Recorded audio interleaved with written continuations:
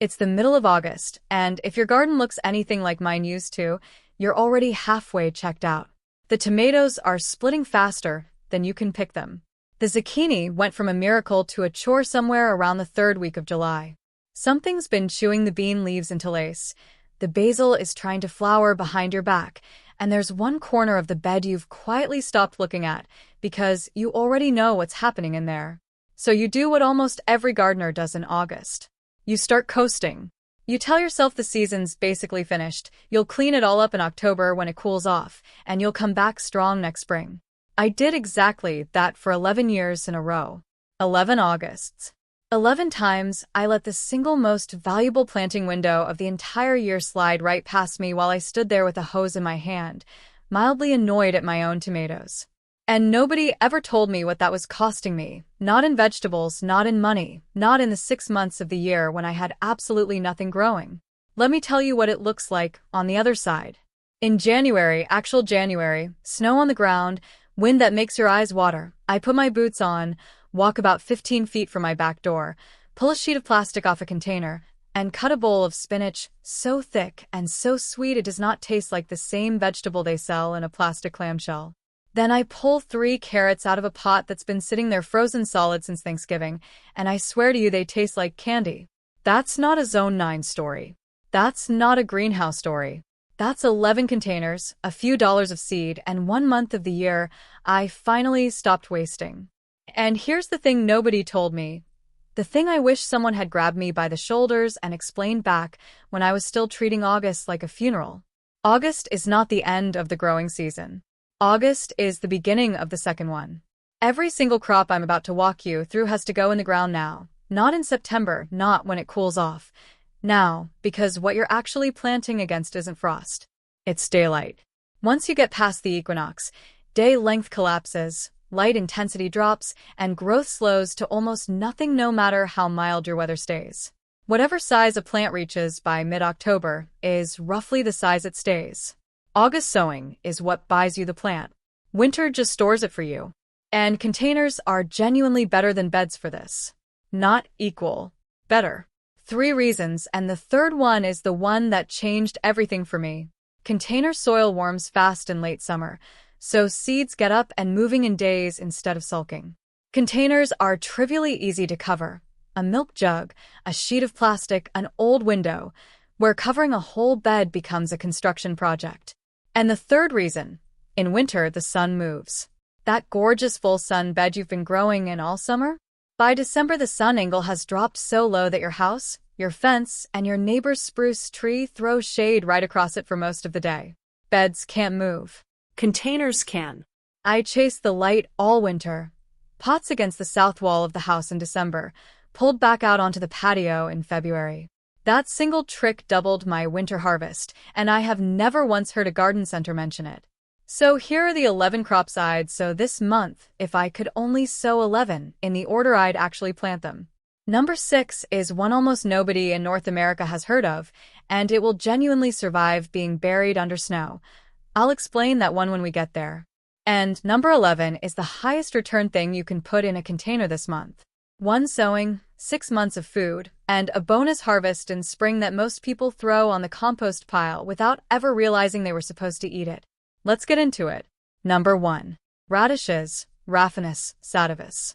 I'm starting here on purpose, because if you've never done a fall planting, you need a fast win. You need something in a bowl inside of 4 weeks, or you won't believe any of this. Radishes will do that for you. Cherry red globes, or the long white and crimson French types, sitting shoulder to shoulder just under the soil line, with a rosette of rough green leaves above. They don't sprawl, they don't climb, they don't need staking. They go straight down, and they get out of your way. They'll shrug off temperatures down into the low 20s, and honestly they get better as it gets colder. Direct sow, 1/4 inch deep, and thin ruthlessly to about 2 inches apart. Any container 6 to 8 inches deep will do. A window box, a nursery pot, a 5-gallon bucket. 22 to 30 days from seed to harvest. Yes, really. Here's what the seed rack will never tell you. Almost everyone who says, "I hate radishes, they're woody and burning hot," has only ever grown them in spring. Heat is what makes a radish pithy and aggressive. Grown into cooling temperatures, the exact same seed gives you a crisp, juicy, faintly sweet root with just a whisper of pepper. Same variety, different month, completely different vegetable. And the value here is almost comical. A $3 packet holds several hundred seeds. Sow a short row every 10 days from now through late September, and you'll be pulling radishes into December for less than the cost of one bunch at the store. Number 2. Spinach, Spinacia oleracea. If I could only plant one thing in August for the whole winter, this would be it. Thick, dark, deeply crinkled leaves in a low rosette, hugging the soil, holding on through weather that flattens everything else in the garden. The Savoyed varieties, the crinkly ones like Bloomsdale, are noticeably tougher than the smoothleaf types, so lean that direction. Under a simple cover, it will survive down into the single digits. Uncovered in a mild zone, it just sits there looking mildly inconvenienced. Sow half an inch deep, thin to 3 or 4 inches, in a container at least 8 inches deep. Baby leaf in 40 to 45 days, full size a couple weeks later. Now, the insider piece, and it's the one that trips up everyone who tries this and fails. Spinach will not germinate in warm soil. Once your soil sits above about 75 degrees, germination drops off a cliff, and you'll swear you got bad seed. You didn't. Wait for the back half of August, sow in the evening, water and cool, and shade the container with a scrap of board or a chair for the first 4 days. That's it. That's the whole trick. And here's the part that still feels like magic to me. Spinach doesn't die in winter, it pauses. When it gets cold, the plant pulls sugars into its leaves as a natural antifreeze and stops growing. It just holds. It waits. Which means 2 things. The leaf you cut in January is dramatically sweeter than anything you can grow in April, and the moment light returns in late February, that same plant explodes into new growth weeks before you could possibly sow fresh seed. 1. August sowing. 2 separate harvests, 5 months apart. Number 3. Arugula, Eruca vesicaria. Arugula in August is the easiest yes in this entire list, and it is the crop-eyed hand to someone who's convinced they can't grow anything. Deeply lobed, oak-shaped leaves in a loose, open rosette. It grows almost embarrassingly fast, cuttable baby leaf in 3 weeks, full-size leaves in about 5 or 6. It stays low, and it stays put. And it handles frost down to around 20 degrees, without so much as a complaint. Shallow container is fine. 6 inches of depth is plenty. Broadcast the seed thickly, barely cover it, keep it damp for a week, and then get out of the way. Here's what nobody tells you about arugula. If you've only ever bought it in a bag or grown it in June, you don't actually know what it tastes like. Heat makes arugula harsh. That aggressive, sinus-clearing, almost bitter bite people either love or refuse to eat again. Grown into cool weather, it turns nutty and mild and faintly sweet, and it's a completely different experience. On top of that, flea beetles, the pests that turn spring arugula into a colander, crash hard once nights cool off. Fall leaves come out clean. Cut it an inch above the crown and it'll come back 3 or 4 times before it quits. 1 packet of seed, 1 container, a couple months of salad.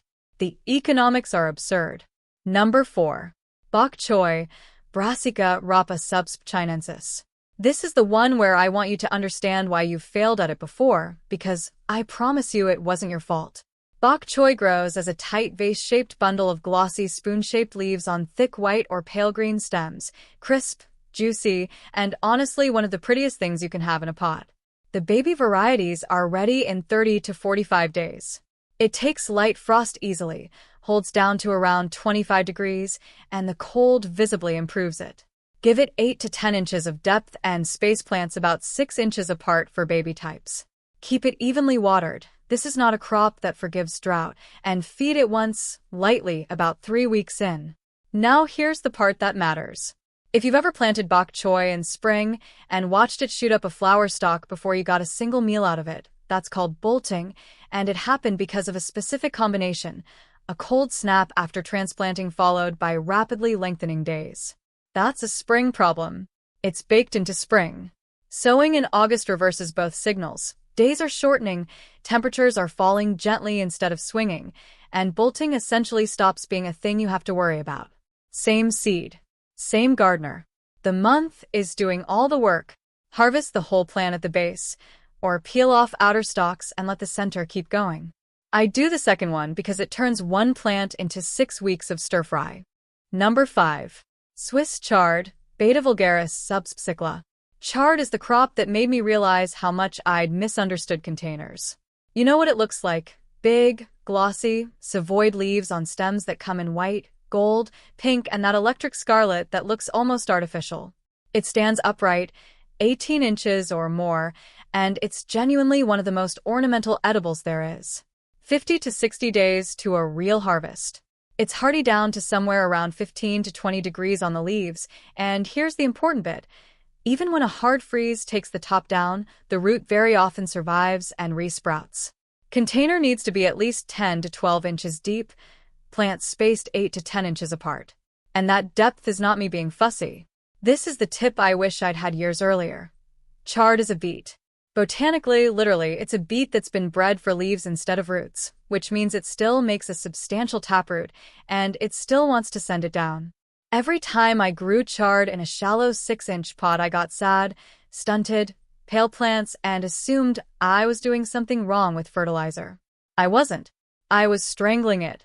Move that same plant into a 12-inch container, and it doubles. The payoff for getting it right. Chard is a true cut and come again.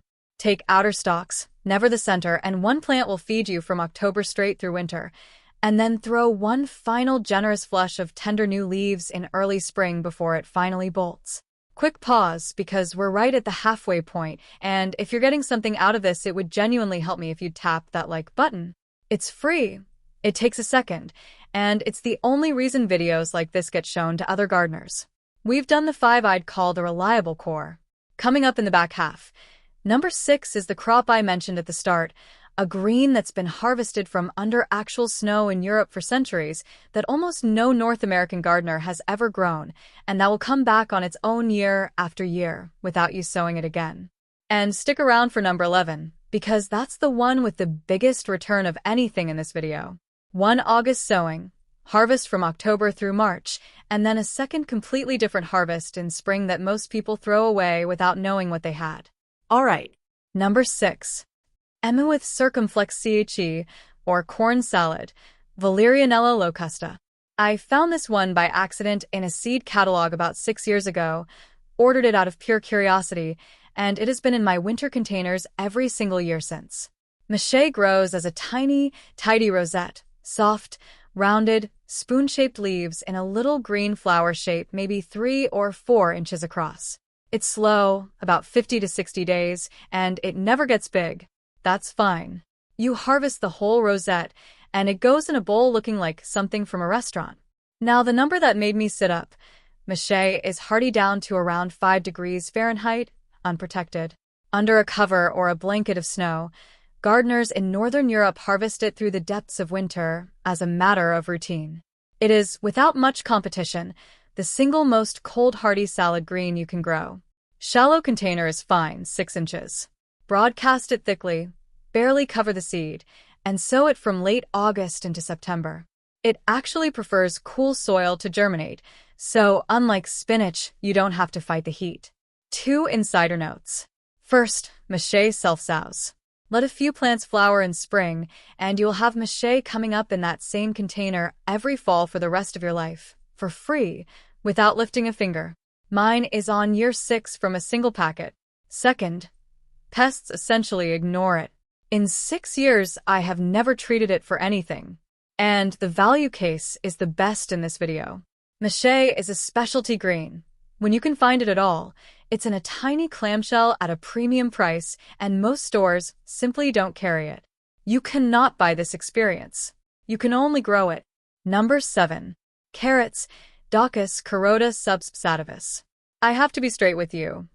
Carrots in containers have a reputation for being fiddly, and the reputation is half-earned.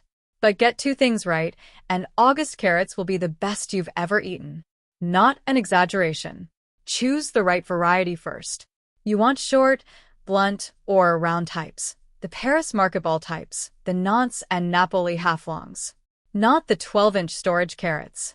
Give them at least 12 inches of depth in a loose, Fluffy potting mix with no rocks, no sticks, and no chunky, unfinished compost. Anything solid in the path of a root tip forks the carrot. 60 to 75 days. Here's the failure point, and it's the same for almost everybody. It's germination, not growth. Carrot seed is tiny, it needs light, and it takes 14 to 21 days to come up, during which it cannot dry out even once. Not for an afternoon. Most people water carefully for 5 days, get busy, let the surface crust over on day 7, and conclude carrots don't work in pots. Lay a piece of burlap or a single sheet of newspaper over the surface, keep it damp, and check daily. Sow a few radish seeds in the same row as a marker crop, so you know where the row is and when to start paying attention. And now the reason August carrots specifically are worth all of that. When soil temperatures drop toward freezing, carrots convert stored starch into sugars as a defense against cell damage. The colder it gets, the sweeter they get.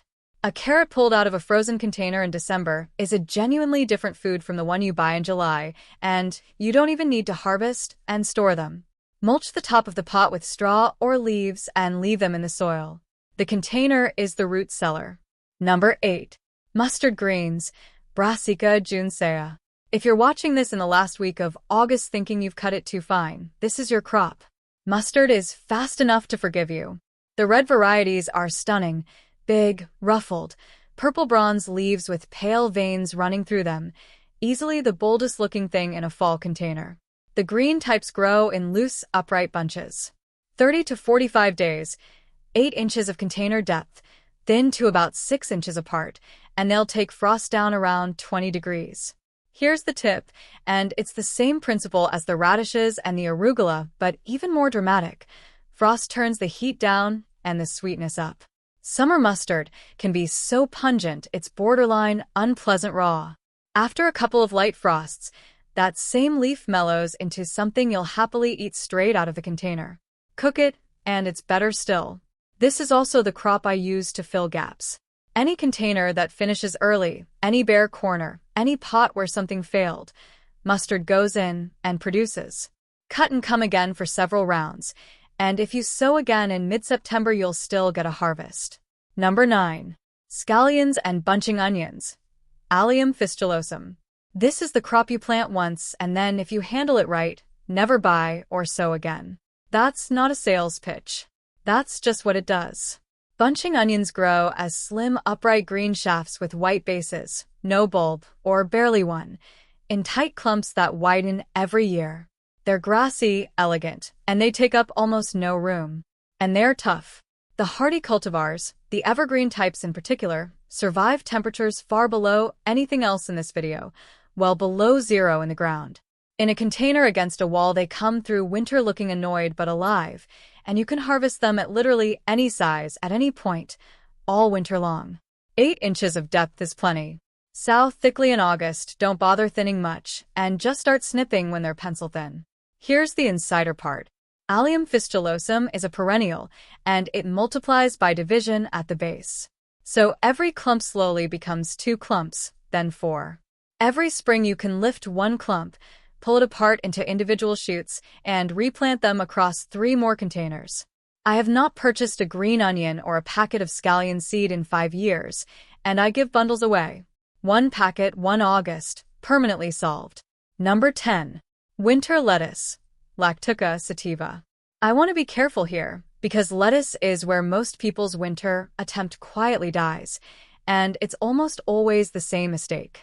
The romaines and butterheads bred for cold, the dense upright winter romaines, the red-tinged overwintering types, the small hardy butterheads with names that tell you exactly what they're for, will hold through frost down around 20 degrees under a cover, and they'll keep giving you leaves all winter.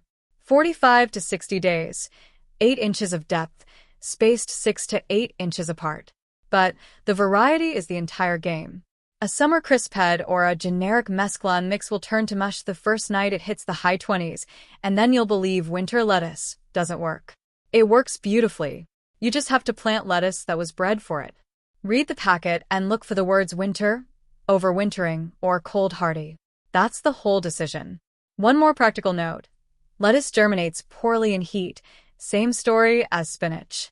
Sow in the evening, Keep the surface cool and damp, and shade the pot for the first few days.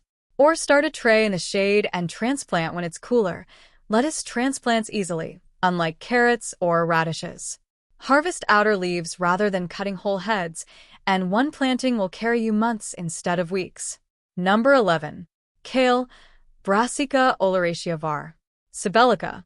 And here it is. If you plant one single thing after watching this, plant this. You know the look. The blistered blue-green straps of Lacinato, the tight ruffles of the curly types, the flat red-veined leaves of the Russian ones. They grow upright on a central stem, gaining height all season, and they are genuinely handsome plants right through the ugliest part of winter. 25 to 30 days for baby leaf, 50 to 65 for full size. It needs real room.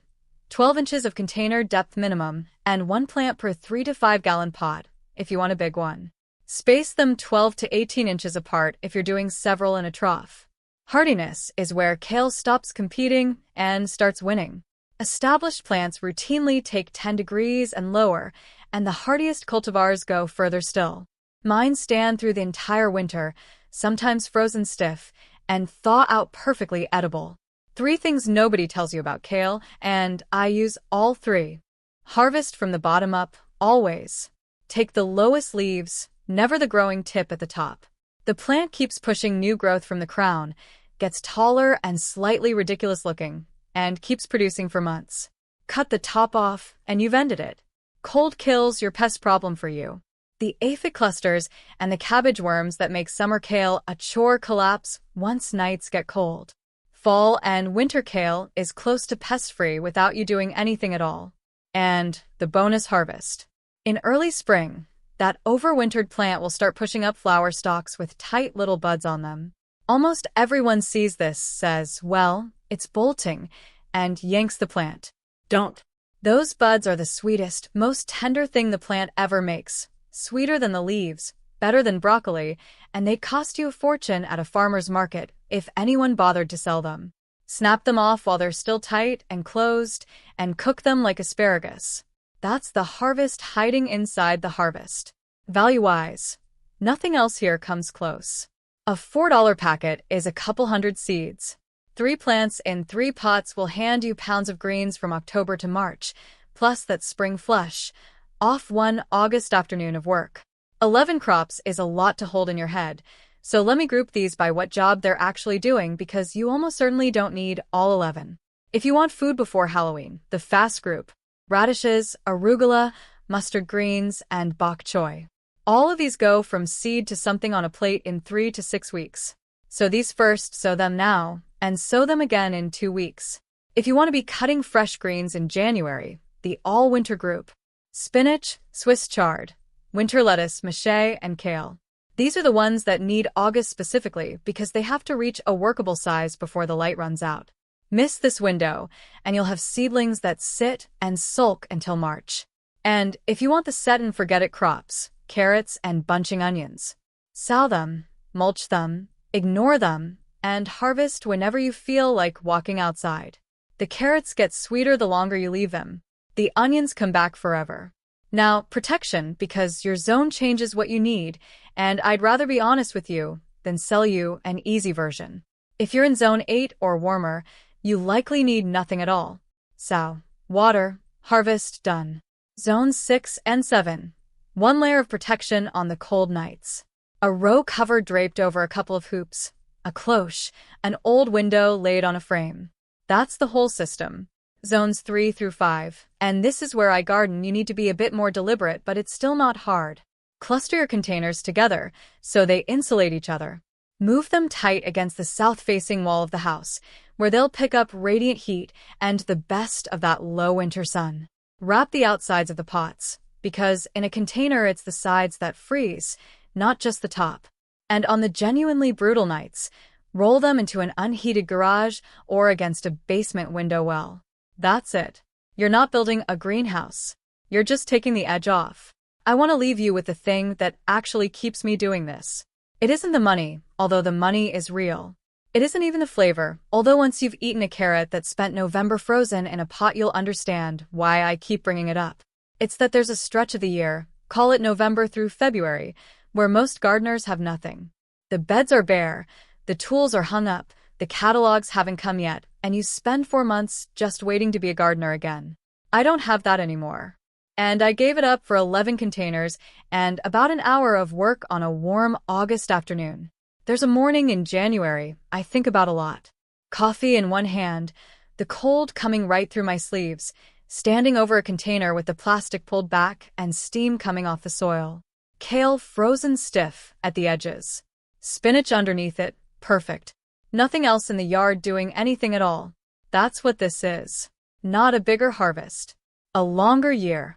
So go take 20 minutes this week. Find the pots you already own. They're stacked behind the shed, I know they are. Grab whatever seed off this list you can get your hands on. Get it in soil before the month runs out. Because in about 90 days, you're either going to be standing in a bare yard waiting for spring, or you're going to be out there with a bowl. That part's up to you, and the deadline is this month. If this was useful to you, do me a favor and hit that subscribe button. I put out honest, practical gardening videos like this every week, and I'd love to have you along. Tap the bell while you're there, so you actually see the next one. I've got a video coming on how to build a cold frame out of things you already have lying around, which pairs perfectly with everything we just talked about, and the bell is the only way it reaches you. And drop me a comment. Tell me 2 things.